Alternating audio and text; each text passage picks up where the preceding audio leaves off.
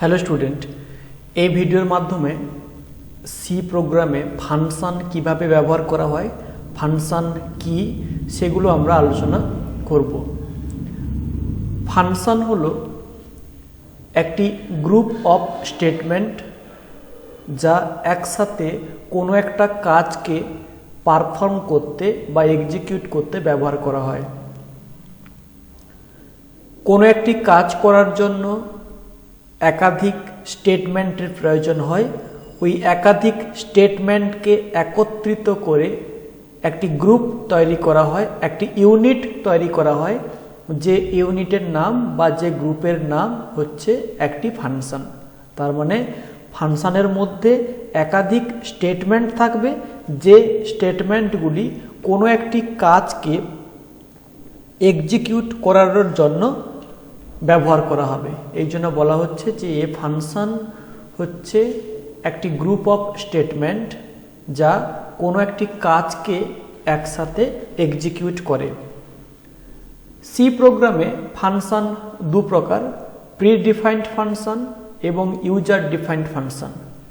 যে সকল function C ল্যাঙ্গুয়েজের মধ্যে আগে থেকে তৈরি হয়ে আছে তাকে আমরা বলবো প্রি ডিফাইন্ড ফাংশন, যেমন প্রিন্টএফ ফাংশন, স্ক্যানএফ ফাংশন, গেটসিএইচ ফাংশন, সিলারেসের ফাংশন। এমন অনেক ফাংশন সি প্রোগ্রামে আগে থেকে তৈরি করা আছে, আমরা এই সকল ফাংশনকে আমরা বলবো প্রি ডিফাইন্ড ফাংশন। অর্থাৎ আগে থেকে তৈরি হয়ে আছে এমন ফাংশনকে আমরা বলবো প্রি ডিফাইন্ড ফাংশন। এরপরে আছে ইউজার ডিফাইন্ড ফাংশন, অর্থাৎ যে ফাংশনগুলিকে ব্যবহারকারী বা প্রোগ্রামার তৈরি করে তাকে আমরা বলবো ইউজার ডিফাইন্ড ফাংশন। এক্সাম্পল দিই, ধরে নিচ্ছি যে প্রিন্টএফ ফাংশন। প্রিন্টএফ ফাংশনের কাজ কি? যে কোনো মেসেজকে আউটপুট স্ক্রিনে প্রিন্ট করা। দেখো, এই প্রিন্টএফ ফাংশন কিন্তু আমরা তৈরি করিনি, সি প্রোগ্রামে অলরেডি তৈরি করা আছে। আমরা প্রোগ্রাম করার সময় ওই প্রিন্টএফ ফাংশনকে জাস্ট ব্যবহার করেছি। তাহলে এই ফাংশনটা অলরেডি তৈরি করা আছে এবং এর একটা কাজ আগে থেকে বলা আছে, মানে প্রিন্টএফ ফাংশনের কাজ অলরেডি দেওয়া আছে। কাজটা কি না, কাজটা হলো যে মেসেজকে প্রিন্ট করা। তেমনি আরও অনেক ফাংশন আছে, যেমন স্ক্যানএফ ফাংশন। এটাও আগে থেকে তৈরি করা আছে এমন একটি ফাংশন যারও একটি কাজ রয়েছে। সেটা কি, যে রান টাইম থেকে কোনো ভ্যালুকে ইনপুট করে ভেরিয়েবলের মধ্যে স্টোর করা। তাহলে প্রত্যেকটা ফাংশনের একটা নির্দিষ্ট কাজ আছে এবং এই ফাংশনগুলো হয় আগে থেকে তৈরি করা আছে বা আমরা এরকম একটি ফাংশন তৈরি করতে পারি। আমরা অর্থাৎ ব্যবহারকারীরা যখন এরকম কোনো ফাংশন তৈরি করতে চায় তখন ওই সকল ফাংশনকে বলা হয় ইউজার ডিফাইন্ড ফাংশন। যেমন প্রিন্টএফ অলরেডি তৈরি করা আছে, আমরা যদি এরকম কোনো ফাংশনকে তৈরি করতে চাই, তৈরি করার পর তাকে ব্যবহার করতে চাই, তখন ওই রকম ফাংশনকে বলা হবে ইউজার ডিফাইন্ড ফাংশন। কোনো ফাংশনকে তৈরি করার জন্য, অর্থাৎ ইউজার ডিফাইন্ড ফাংশনকে তৈরি করার জন্য আমাদেরকে এই তিনটা স্টেপ ফলো করতে হবে। প্রথমে ফাংশনকে ডিক্লেয়ার করতে হবে, ফাংশনকে ডিফাইন করতে হবে এবং ফাংশনকে কলিং করতে হবে। যে ফাংশনটাকে আমরা তৈরি করতে চাইছি, অর্থাৎ যে ইউজার ডিফাইন্ড ফাংশনকে আমরা তৈরি করতে চাইছি, সেই ফাংশনকে প্রথমে ডিক্লেয়ার করতে হবে। তারপর ওই ফাংশনটা কি কাজ করবে সেই কাজের জন্য প্রয়োজনীয় প্রোগ্রাম বা স্টেটমেন্ট দিয়ে ফাংশনটাকে ডিফাইন করতে হবে, অর্থাৎ ফাংশনটাকে গঠন করতে হবে। একটা ফাংশন কি কাজ করবে, ওই কাজের জন্য কি কি প্রোগ্রাম বা কি কি স্টেটমেন্ট লাগবে, ওই স্টেটমেন্ট বা এই প্রোগ্রাম দিয়ে ফাংশনটাকে গঠন করতে হবে, যাকে বলা হচ্ছে ফাংশন ডেফিনেশন। 3 নম্বর আসছে ফাংশন কলিং। ফাংশনের গঠন হয়ে গেলে বা ফাংশনের তৈরি করার কাজ হয়ে গেলে ওই ফাংশনকে ব্যবহার করার জন্য বা ওই ফাংশনের কাজ পাওয়ার জন্য ফাংশনকে কল করতে হবে। যখনই আমরা কোনো ফাংশনকে কল করি তখনই কিন্তু এই ফাংশনটার কাজ পাই।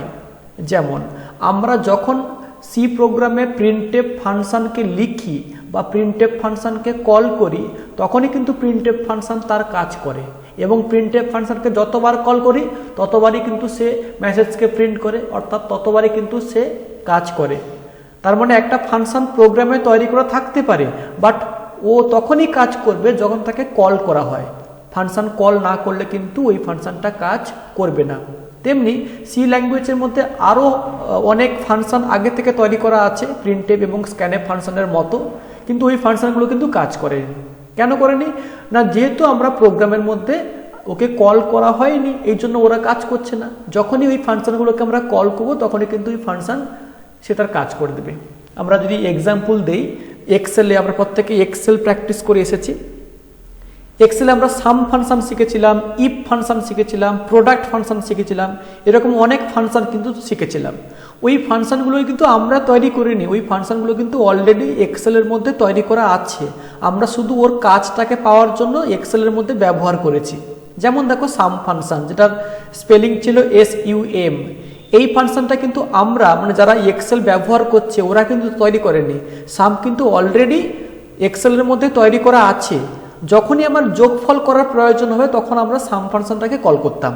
তার মানে কি, সাম যে কাজটা করে অর্থাৎ যোগফল নির্ণয় করে, এই কাজটা পাওয়ার জন্য কিন্তু আমরা সাম ফাংশনকে কল করব, এবং সাম ফাংশনকে যখনই কল করব সেলের মধ্য থেকে তখনই কিন্তু সাম ফাংশন সে তার কাজ করে দেবে।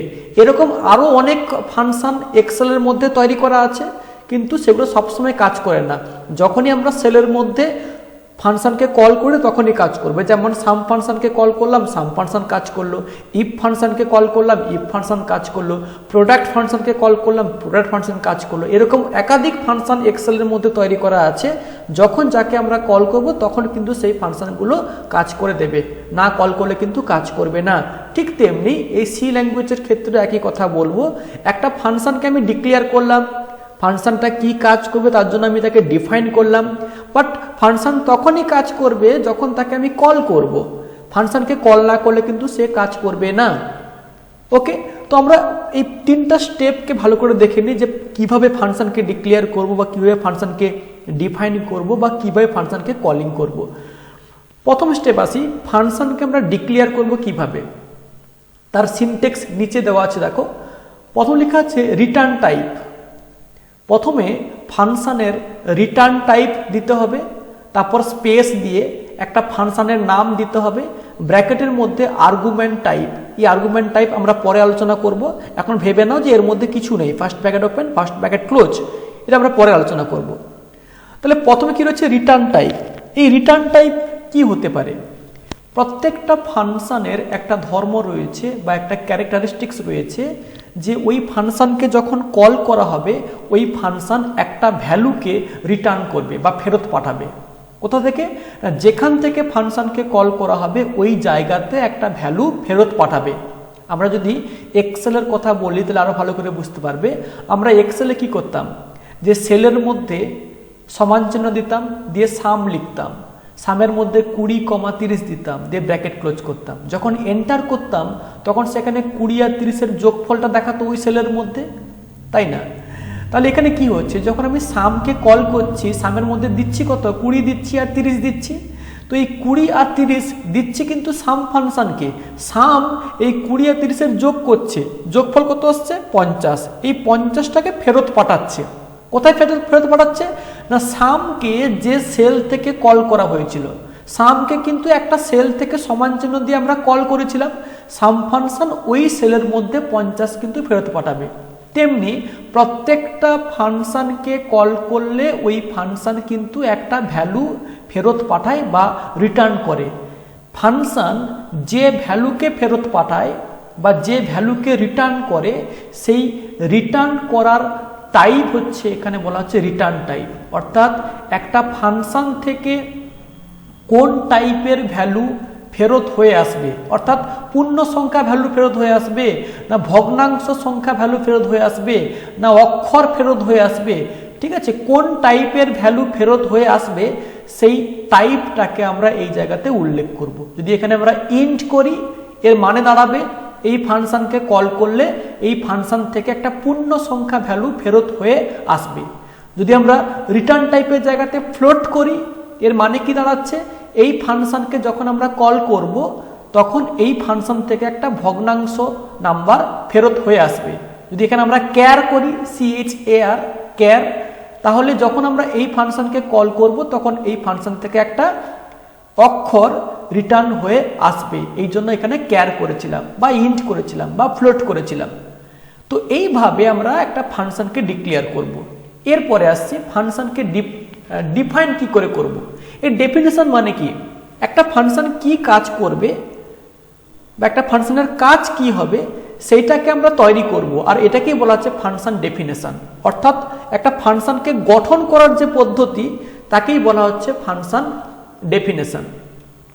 এর পদ্ধতি দেখো বা এর সিনট্যাক্স দেখো। প্রথমে আমরা কি দেব, রিটার্ন টাইপ। যে রিটার্ন টাইপ অনুযায়ী আমরা ফাংশনকে প্রথমে ডিক্লেয়ার করেছিলাম সেই রিটার্ন টাইপটা এখানে উল্লেখ করতে হবে। অর্থাৎ ডিক্লেয়ার করার সময় যদি রিটার্ন টাইপ ইন্ট করেছি তাহলে এখানেও ইন্ট করতে হবে, অথবা ফাংশনকে ডিক্লেয়ার করার সময় যদি প্রথমে এখানে যদি আমরা ভয়েড করে থাকি বা ফ্লোট করে থাকি তাহলে এখানেও কি করতে হবে, ফ্লোট করতে হবে। তারপর স্পেস দেব, ফাংশন নাম দেব, এখানে আর্গুমেন্ট টাইপ এবং ভেরিয়েবল নেম, এটা আমরা পরে আলোচনা করব। এবার দেখো তার নিচে দেখো second bracket open second bracket close, তাহলে আমরা সেকেন্ড ব্র্যাকেট ওপেন এবং ক্লোজ করেছি কার, ফাংশনের আন্ডারে। তাহলে এই যে সেকেন্ড ব্র্যাকেট ওপেন এবং ক্লোজ এটা হচ্ছে এই ফাংশনের ব্লক বা এরিয়া।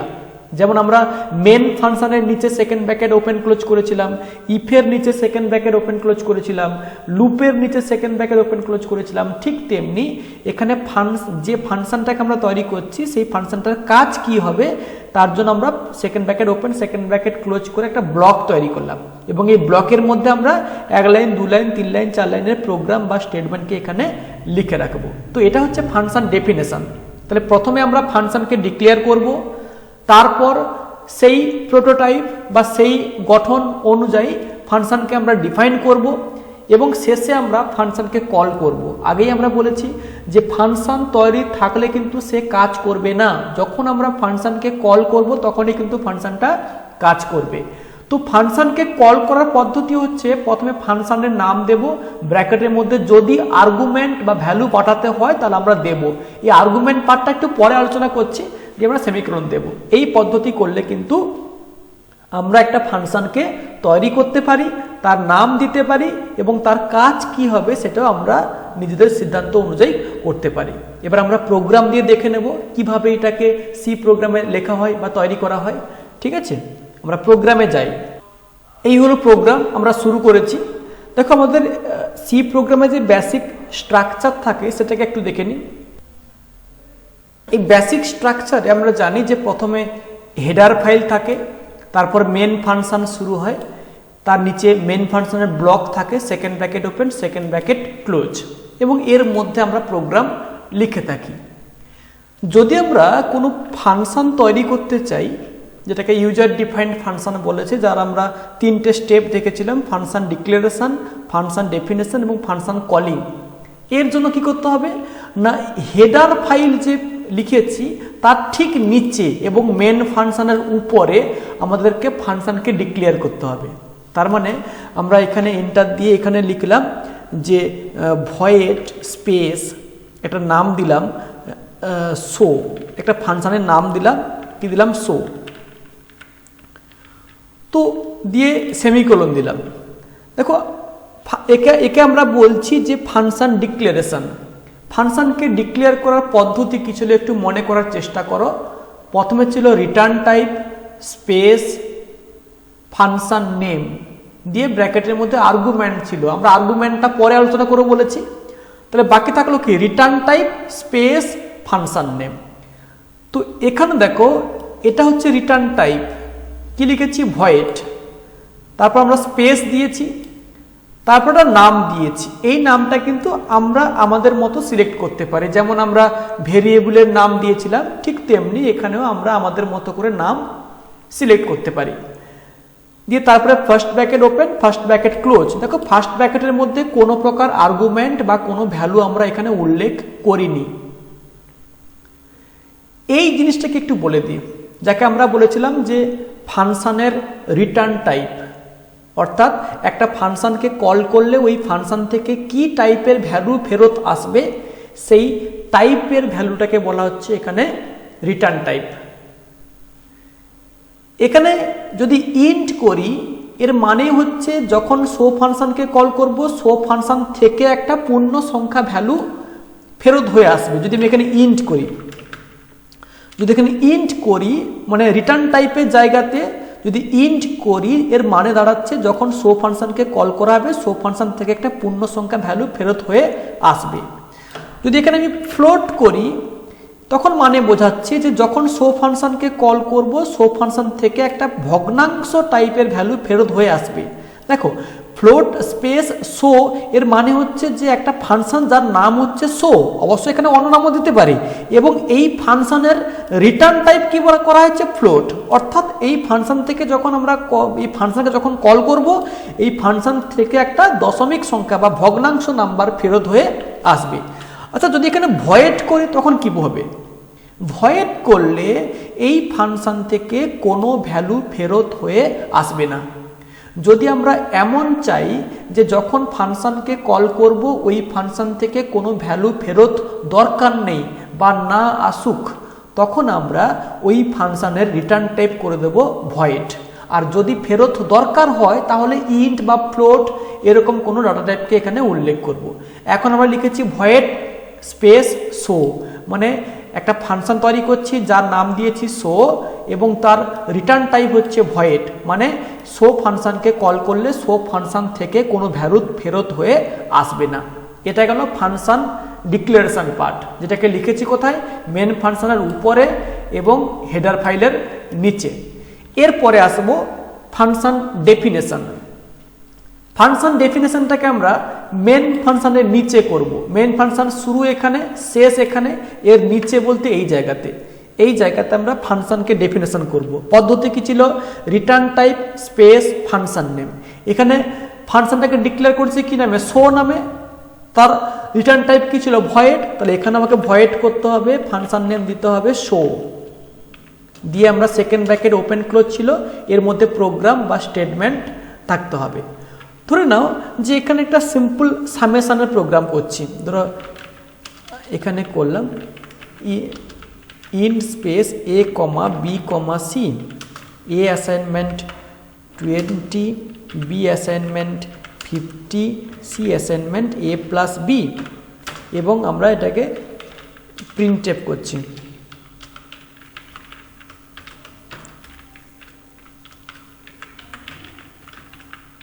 রেজাল্ট ইজ %d করলাম, কমা দিয়ে সি কে প্রিন্ট করলাম।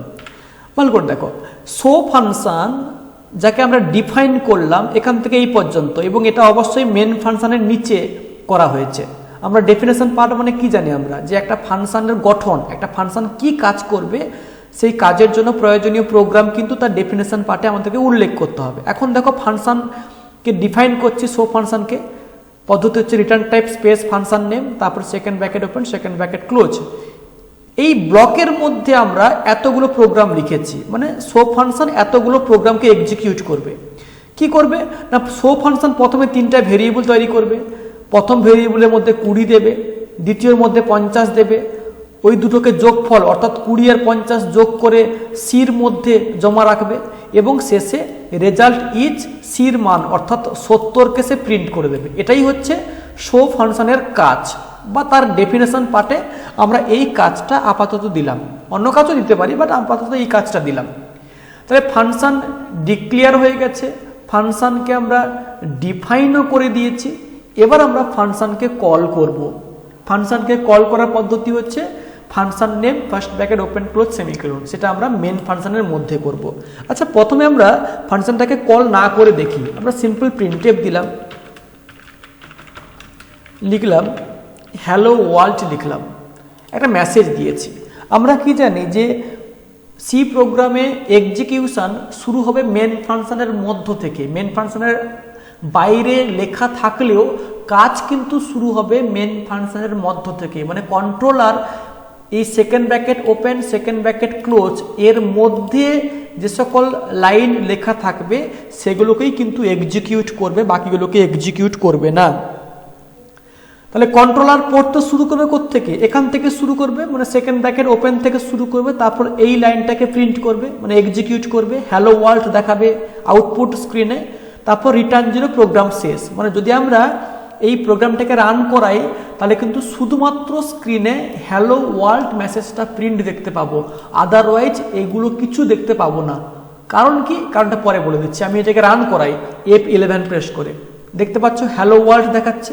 এখন তোমাদের মনে হয়তো কোশ্চেন আসতে পারে যে স্যার আমরা তো নিচে এটা লিখেছি রেজাল্ট ইজ 70 দেখানোর কথা, কিন্তু দেখাচ্ছে না কেন? তোমরা একটা জিনিস ভুলে গেছো যে আমরা বলেছিলাম যে একটা ফাংশনকে ডিক্লেয়ার করতে পারি, ডিফাইনও করতে পারি, বাট ওই ফাংশনটা তখনই কাজ করবে যখন তাকে কল করা হবে, তাই না? যেহেতু কাজটা শুরু হচ্ছে মেন ফাংশন থেকে, শুরু মেন ফাংশনের শেষ, এখানে কি আমরা শো ফাংশনকে কল করেছি? যেহেতু কল করিনি তার জন্য কিন্তু শো ফাংশনটা কাজ করছে না, আর শো ফাংশনটা কাজ না করার ফলে কি হচ্ছে, এটাও কাজ হচ্ছে না।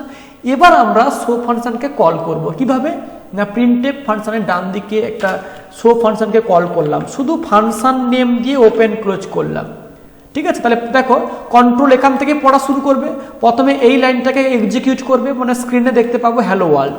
আচ্ছা লাইনটাকে ব্রেক করে দিই, হ্যাঁ, তাহলে প্রথমে প্রিন্টএফ কাজ করবে, অর্থাৎ স্ক্রিনে দেখতে পাবো হ্যালো ওয়ার্ল্ড দিয়ে লাইনটা ব্রেক করে দেবে, এই স্ল্যাশ এন লাইনটাকে ব্রেক করে দেবে। তারপর দেখো শো ফাংশনকে কল করা হচ্ছে, শো ফাংশনকে কল করা হচ্ছে মানে কি, শো ফাংশন তার কাজ করবে। আচ্ছা শো ফাংশনের কাজ কি এখানে বলে দেওয়া আছে, অর্থাৎ এ বি সি তিনটা ভেরিয়েবল তৈরি করবে, এর মধ্যে 20 দেবে, বির মধ্যে 50 দেবে, এ প্লাস বি অর্থাৎ যোগ করবে 70, সির মধ্যে রাখবে, দিয়ে রেজাল্ট ইজ 70 দেখাবে। তাহলে এতগুলো কাজ হয়ে যাবে। আমি F11 প্রেস করছি, দেখো দেখো প্রথমে হ্যালো ওয়ার্ল্ড প্রিন্ট হয়েছে, তারপর শো ফাংশনকে কল করা হয়েছে, মানে শো ফাংশন তার কাজ করবে। শো ফাংশনের কাজ কি, রেজাল্ট ইজ 70 কে ডিসপ্লে করা, এটাই সে কাজ করে দেখিয়ে দিয়েছে, ঠিক আছে? তাহলে আমরা এখন একটা ইউজার ডিফাইন্ড ফাংশন তৈরি করলাম যার নাম দিয়েছি শো।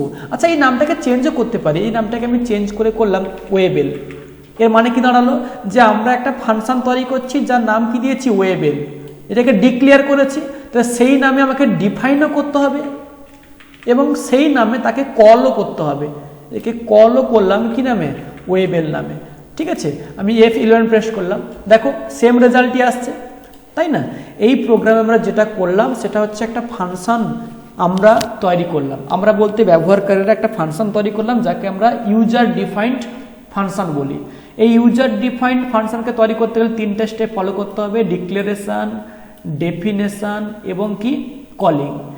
একটা ফাংশন কি তাকে ডিক্লেয়ার করতে হবে, একটা ফাংশন কি কাজ করবে বা তার গঠন কি হবে সেটাকে ডেফিনেশন পার্টে বলতে হবে, এবং ওই ফাংশনের কাজটাকে পেতে গেলে তাকে মেন ফাংশনের মধ্য থেকে তাকে কল করতে হবে, তবেই কিন্তু আমরা এরকম কোনো ফাংশনকে তৈরি করে তার কাজও আমরা পেতে পারি।